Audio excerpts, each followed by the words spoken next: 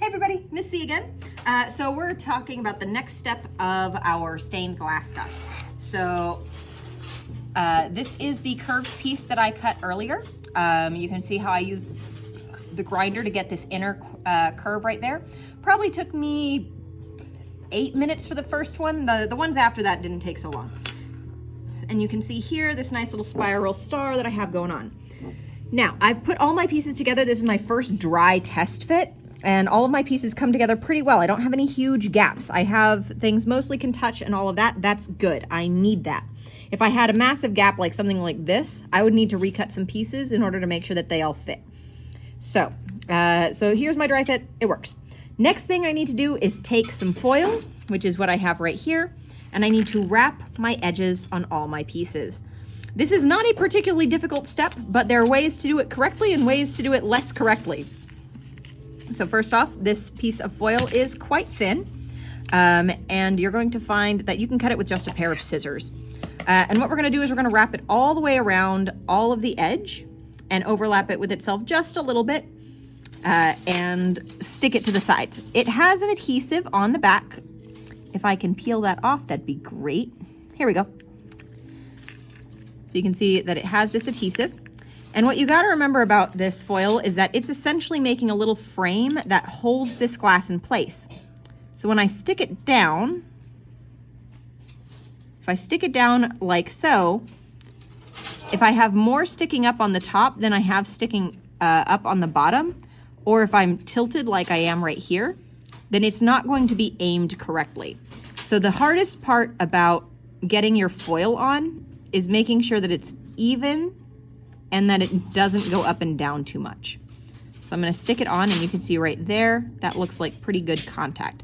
And I'm just gonna come around and start putting it on the sides.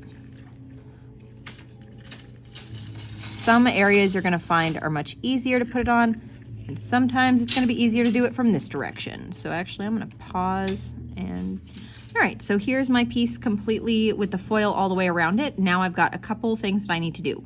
First off, I need to start rubbing it in, and you gotta rub in really good because this adhesive on the back of the foil works, but it doesn't like to stick too very hard. And what you're gonna see is that it should fold over your glass just a little bit.